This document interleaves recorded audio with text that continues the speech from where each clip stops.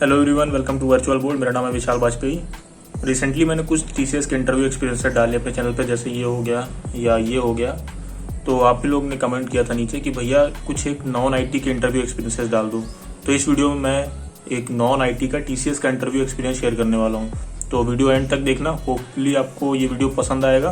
Plus आपको ये भी समझ में आ जाएगा कि जैसे सीएस के अलावा जो ब्रांचेस हैं, जैसे ईसी हो गई या मैकेनिकल हो गई, तो उन ब्रांचों के बच्चों से किस तरह के क्वेश्चंस पूछे जाते हैं। उम्मीद करता हूँ कि वीडियो आपके लिए हेल्पफुल होगा। वीडियो एंड तक देखना और चलो वीडियो शुरू करते हैं। मैं जो भी ये non IT interview question show करने वाला हूँ, ये कोई एक ब्रांच स्पेसिफिक नहीं है कि ये ईसी के लिए ही है या एक सिविल के लिए ही है। मैं इसमें वो सारे क्वेश्चंस कवर करने की कोशिश करूंगा जो जनरली एक नॉन आईटी स्टूडेंट से पूछे जाते हैं। तो मैं उसमें मोस्टली आस्क या जो बहुत ज़्यादा रिपीटेड क्वेश्चंस हैं वो मैं सारे इसमें कवर करने की कोशिश करूंगा।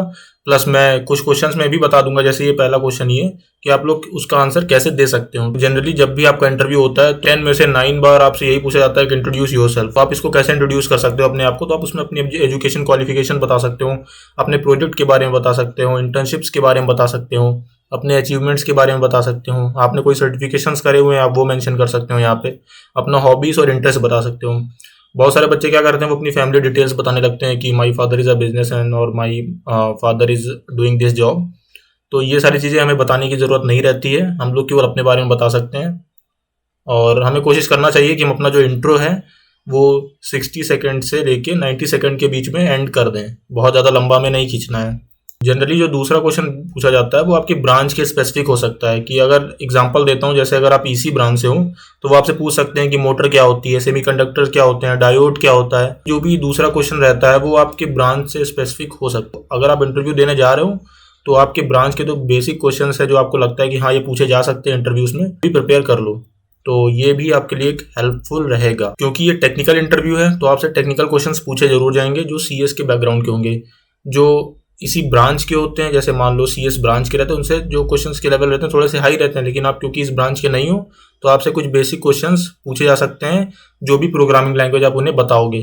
फॉर एग्जाम्पल, जैसे अगर आप उन्हें कहते हो कि मुझे सी आती है तो आपसे किस तरह के क्वेश्चंस पूछ सकते हैं, जैसे कि who build C, difference between call by value and reference, या सी के कुछ सिंटेक्स के ऊपर क्वेश्चंस पूछ सकते हैं, लूप्स के ऊपर क्वेश्चन पूछ सकते हैं। लूप्स के ऊपर कैसे क्वेश्चन पूछ सकते हैं कि डू वाइल और वाइल लूप में क्या डिफरेंस होता है, फॉर लूप क्या होता है। तो इस तरह के क्वेश्चंस जो हैं वो आपसे पूछ सकते हैं, बेसिक क्वेश्चंस।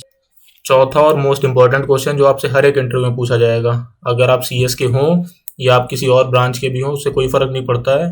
ऊप्स कॉन्सेप्ट आपसे हर एक इंटरव्यू में पूछा जाएगा। ऊप्स में आपसे क्या पूछ सकते हैं कि ऊप्स क्या होता है, क्लासेस और ऑब्जेक्ट्स क्या होते हैं, पिलर्स ऑफ ऊप्स क्या होते हैं, है ना, टाइप्स ऑफ इनहेरिटेंस बता दो, कंस्ट्रक्टर बता दो क्या होता है, डिस्ट्रक्टर बता दो क्या होता है।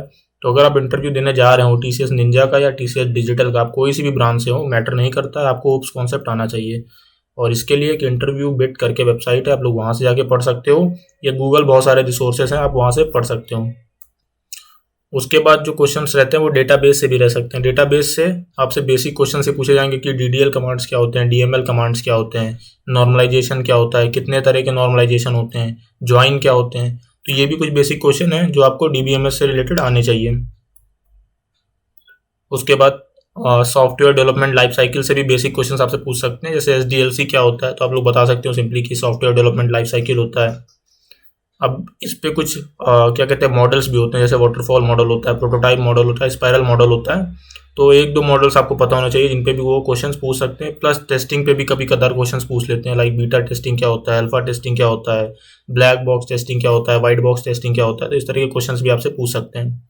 आपसे बेसिक कोडिंग क्वेश्चंस भी पूछे जा सकते हैं। बेसिक कोडिंग क्वेश्चन जैसे किस तरह के, जैसे प्राइम नंबर का प्रोग्राम आपसे पूछ लिया, फिबोनाची का प्रोग्राम आपसे पूछ लिया, पैलिंड्रोम का, आर्मस्ट्रॉन्ग का। तो इस तरह के बेसिक क्वेश्चंस आपसे पूछ सकते हैं।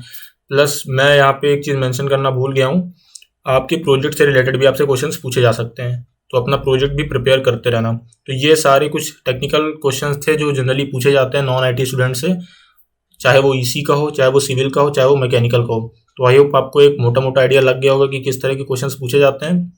और एमआर और एचआर वाले पार्ट के लिए आप लोग गूगल कर सकते हो, कई सारे क्वेश्चंस आपको एमआर और एचआर के मिल जाएंगे।